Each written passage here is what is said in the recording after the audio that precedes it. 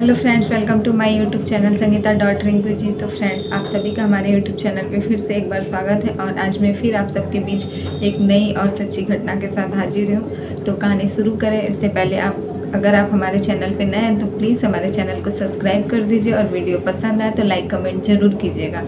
तो फ्रेंड्स, आज की जो कहानी है वो मैंने ना ही कहीं सुनी है ना ही कहीं कुछ। ये कहानी हमारे घर के आसपास ही घटित है, जो कि 2018 की है ये कहानी। और मैंने सोचा क्यों ना आप लोगों के साथ आज शेयर किया जाए। एक्चुअली हर जगह सुनी और पढ़ी हुई कहानी तो मैं आप लोगों को बता ही देती हूँ, लेकिन ये कहानी जो है ये एकदम मेरे रियल लाइफ से है। मैं इसे खुद अपने घर के पास होते हुए देखी हूँ, तो मैंने सोचा आज आप लोगों के साथ इसे भी शेयर किया जाए। तो फ्रेंड्स, ये कहानी है 2018 की और ये इस कहानी में मैंने जो लड़के की कहानी है मैंने उस लड़के का नाम बदल दिया है। तो ये कहानी है 2018 के हमारे घर के पास की। तो एक 20 साल का एक लड़का रहता था सोनू नाम का, जिसका मतलब वो उसकी फैमिली में उसके मम्मी पापा और उसके एक भाई रहते थे।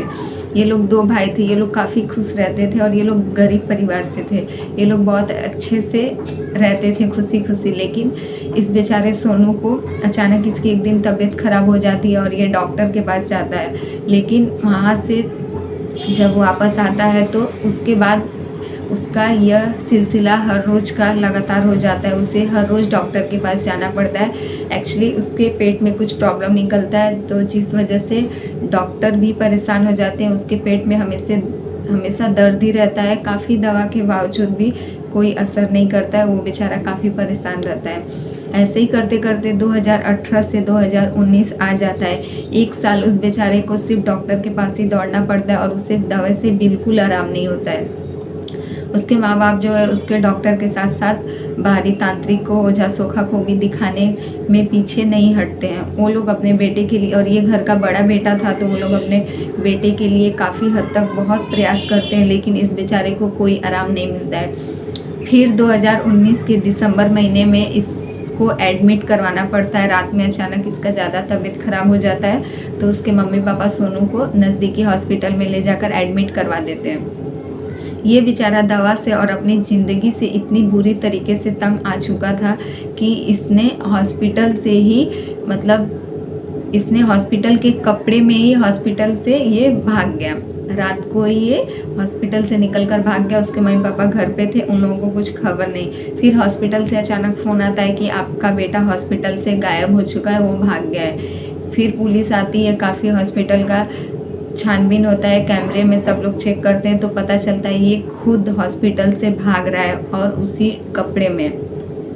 काफ़ी पता करने के बाद इसका कुछ पता नहीं चलता है। फिर जब पुलिस ढूंढते ढूंढते नज़दीकी पहुंचती है तो एक नहर पे पहुंचती है जब पुलिस, तो उस नहर पे उसका चप्पल मिलता है। जो पानी का बांध बोला जाता है, उस बांध के पास से उसका चप्पल मिलता है। तो सबको लगता है कि कहीं वो उसने आत्महत्या तो नहीं कर लिया है, या फिर क्यों। उसका दिमागी हालत भी, डॉक्टर का कहना था कि उसका दिमागी हालत भी थोड़ा बहुत ठीक नहीं था। वो काफ़ी परेशान हो चुका था अपनी बीमारी की वजह से। तो सबको लगता था कि वो कहीं आत्महत्या न कर ले। इस वजह से उस पानी में भी बहुत, पुलिस वाले ने मिलकर उस पानी में भी बहुत ढूंढने की कोशिश की, लेकिन उस वाटर टैंक से उसका कुछ पता नहीं चल पाया। फिर कुछ दिनों तक, 10 दिन 15 दिन तक काफ़ी पुलिस भी प्रयास की और हर जगह घर वाले सब लोग बहुत ढूंढे, लेकिन उस चप्पल के अलावा उसका वहाँ पे कोई सुराग भी नहीं मिला और ना ही उसका कुछ पता चल पाया। करते करते घर वाले फिर वही तांत्रिक के पास वो लोग लगे दिखाने कि आखिर हमारा बेटा कहाँ है, किस हालत में, कुछ पता तो चल पाए। तांत्रिक के पास जाने पे पता चलता है कि आपका बेटा जहाँ कहीं भी है सही सलामत है और वो जिंदा है, उसने कोई भी गलत काम नहीं किया है। इसी तसल्ली में माँ बाप जो है वो फिर भी प्रयास करते हैं हर रोज़, लेकिन कोई फ़ायदा नहीं होता है। लेकिन कम से कम उनको तसल्ली होती है कि उनका बेटा आखिरकार जिंदा है, इस दुनिया में तो है सही सलामत। फिर ऐसे ही करते करते करीब 1 महीने बीत जाते हैं और वो लोग अपने बेटे की याद में ही रह लेते हैं। कुछ हद तक वो लोग उसे भूलने की भी कोशिश कर देते हैं, क्योंकि उन्हें बस इतना पता होता है कि हमारा बेटा आखिर जिंदा तो है। उन्हें लगता है कि वो कहीं गुस्से में चला गया होगा, बस यही बात सोचकर वो लोग रह जाते हैं। और पुलिस भी 1 महीना बीतने पे पुलिस भी जो है वो इस केस को बंद कर देती है, उसे छानबीन करना जो है बंद कर देती है। फिर 1 महीने बाद जब उस बांध की सफाई की जाती है तो उस बांध से 1 महीने बाद एक लाश मिलती है, तो जिससे मतलब पुलिस वाले को लगता है कि यह लाश कुछ दिन पहले 1 महीने पहले ये घटना घटित हुई थी, इसलिए पुलिस वाले उस लाश को लेकर पोस्टमार्टम के लिए भेजते हैं। और उसके बाद हालांकि उसमें कुछ बचा नहीं था, 1 महीने से अगर कोई लाश पानी में रहता है तो उसमें क्या ही बचेगा, पूरा तरीके से उसका चेहरा भी ख़राब हो गया था, कुछ पहचान में भी नहीं आ रहा था। फिर उसका पोस्टमार्टम रिपोर्ट आने के बाद और इसके सोनू के घर वालों को बुलाकर पहचान करवाया गया, तब पता चला उसके हाथ में जो एक ब्रेसलेट और एक अंगूठी था, जिसके ज़रिए पता चला कि हाँ यही सोनू है।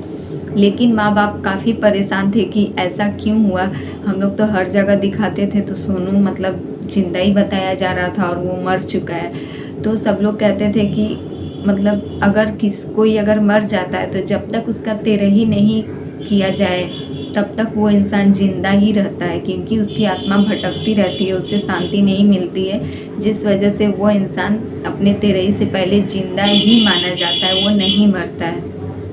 तो इस वजह से ये हुआ कि वो 1 महीना पहले मर चुका था, लेकिन ना ही उसकी डेड बॉडी मिली थी, ना ही उसका अंतिम संस्कार करवाया गया था और ना ही उसकी तेरही करवाई गई थी, जिस वजह से हर तांत्रिकों को यही पता चलता था कि वह इंसान जिंदा है, लेकिन वह इंसान जो सोनू है वो 1 महीना पहले ही मर चुका था।